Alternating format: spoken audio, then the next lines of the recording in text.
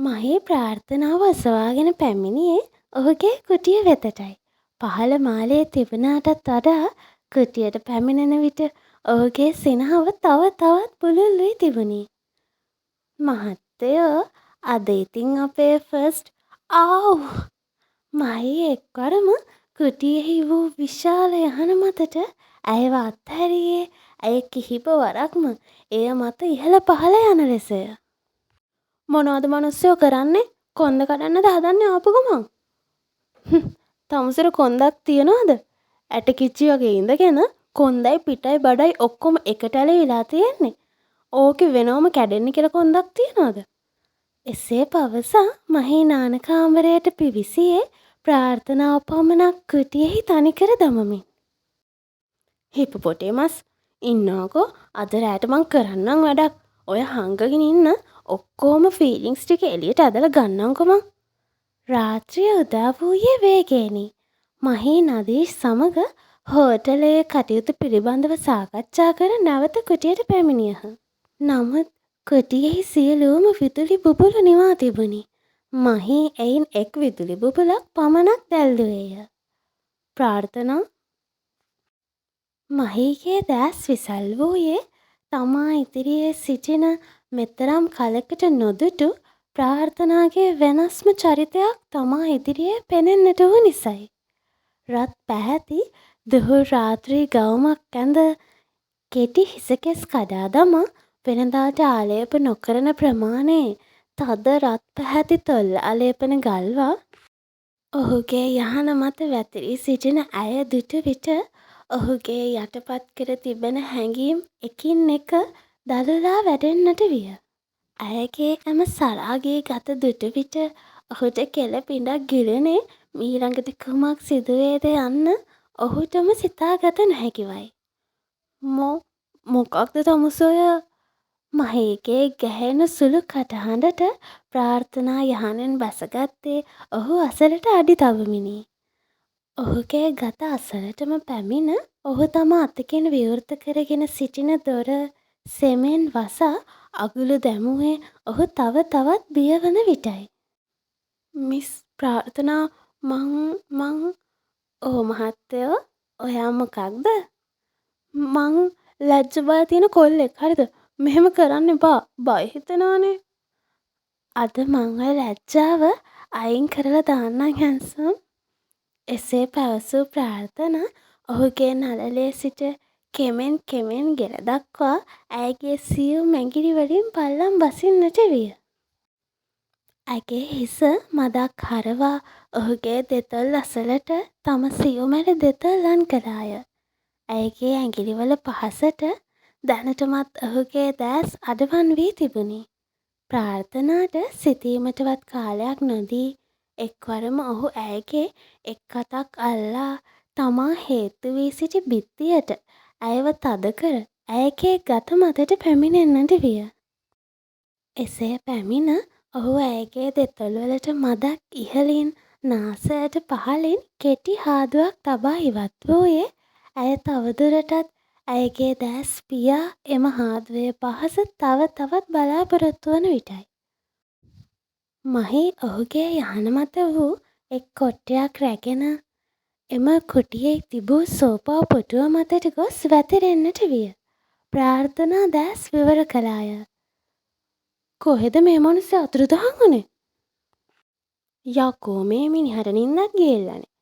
මෙච්චර හොට් විදිහට මේ මනුස්සයා ගාවට ආවහමත් කිසිම හැඟීමක් නැහැ වගේ නිදා ගන්නවානේ. ඇත්තමයි මේ මිනිහට නම් ලාදුරුද කොහෙද? ප්‍රාර්ථනා නිදා ගැනීමට කොපමණ උත්සාහ කළත් ඇයගේ දැස්වලට නින්ද නොලැබුණි. නින්ද යන්නෙත් නැහැ අප්පා.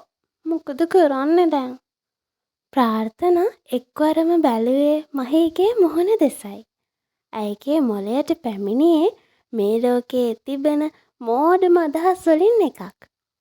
හෙට උදේ ඉඳලා ඉතින් මේ ගෙදර නැන්දම්මලේ යුද්ධය පටන් ගන්නවානේ. ඉතින් ඒ නිසා උදේම පොඩි ජොලියක් එන්නත් එක්ක වැඩක් කරා නම් හරි.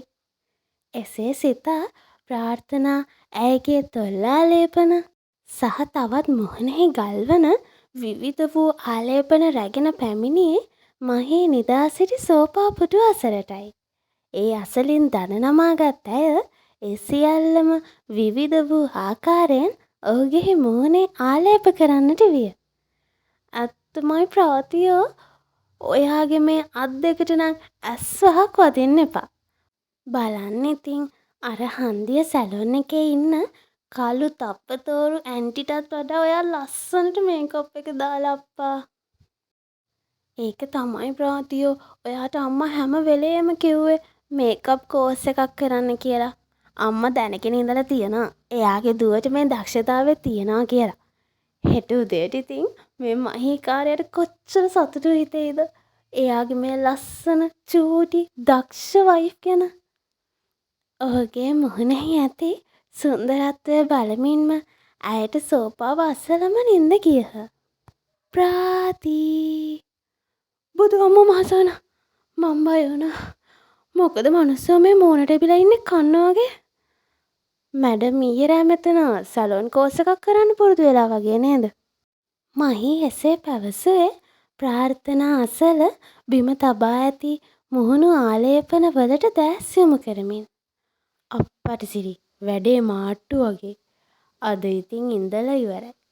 ප්‍රාතියෝ මොනවා හරි කරලා මෙතනින් පැනගනින්. මේ මහිස ඇත්තටම මේකයි මට එක කරන්න ඕනි. මොකක්? දැන් නම් දෙකක් තාව වගේ. අනේ මං ඉක්මනට ගිහලා එන්නම්. එසේ පවසා ප්‍රාර්ථනා එතනින් දිව ගියේ ඇය පසුපසින් සුනකෙක් පැමිණෙනවා හා සමාන වේගයකින්. ආන්ටි, මම අද ගෙදර යන්න කියලා. දැන් ඉතින් මෙහෙ ඉඳලා තේරුමක් නෑනේ මං. කොහොමද දුව දැන් මේ ගෙදර läගගෙන ඉන්නෙම මේ ගෙදර ඉන්න ඕනේ නැති යුන්නේ? නිම්නා එසේ පැවසුවේ ප්‍රාර්ථනා සහ මහී පැමිණෙන දුටු නිසයි. මහී ප්‍රාර්ථනාගේ අත තද කර අල්ලා ගත්තේ ඇයට තම මවගේ වදන් වලින් ඇතිවන දුක තුනී කිරීමේ බලාපොරොත්තුවෙන්. ඔයා මෙහෙන් යන්න ඕනේ නෑ දුව. ඔයා මෙහෙ ඉන්න. මොනවා වුණත් මට අනුව නම් මගේ ලේලි ඔයා. ගුඩ් මෝනින් අම්මා. ගුඩ් මෝනින් අප්පච්චි. ප්‍රාර්ථනා එසේ පැවසුවේ නිම්නාට හා තේනුකටයි. නමුත් ඔවුන්ගෙන් නම් ලැබුණේ යහපත් ප්‍රතිචාරයක් නොවේ. ප්‍රාති, අපි හොටෙල් එකට ගිහිල්ලා බ්‍රෙක්ෆාස්ට් ගමු. කෑම මේසෙහි පුටුවේ වාඩි වීමට සූදානම් වූ ප්‍රාර්ථනාව නවත්වා මහී එසේ පැවසීය. මොනවද පුතා මේ කියන්නේ? ඔයා හැමදාම උදේට කෑම කන්නේ ගෙදර ඉන්නේ. ඇයි අද මේ? මගේ වයිෆ්ට හිත සතුටින් කෑම වේලක් ගන්න බැරි ගෙදරින් මටත් කෑම ඕනේ නැහැ අම්මා. මොනවද දුව ඔයා මේ කියන්නේ? ඔයා එකපාරෙම වැඩේ අතෑරියද? මම මොනවා කියලා කරන්නද ඩෑඩ්? දැන් ඒ දෙන්නා මැරි කරලා ඉවරයි. මෙතනින් එහාට කොහොමත් අපිට කරන්න කිසිම දෙයක් නැහැ. දුව, මේ ලෝකේ කසාද වගේම දික් කසාද කියලා දෙයක් තියෙනවා. ඩෑඩ්, ඔයා මොනවද කියන්න හදන්නේ? ඔයා ඔය හිටියා වගේම තව ටික කාලයක් ඉවසන්න. මං හැම දෙයක්ම ප්ලෑන් කරලා තියෙන්නේ. දැනට මගේ ප්ලෑන් එකට තමයි හැම දෙයක්ම වෙන්නේ. හැබැයි එකක්, මේ ප්ලෑන් එකේ වැදගත්ම දෙන්න තමයි නිම්නයි තේනුකයි. ඔයා ඒ දෙන්නව ඔයාගේ පැත්තේ තියාගන්න try කරන්න. ඔය ගේ ඇතුලේ ඉඳගෙනම.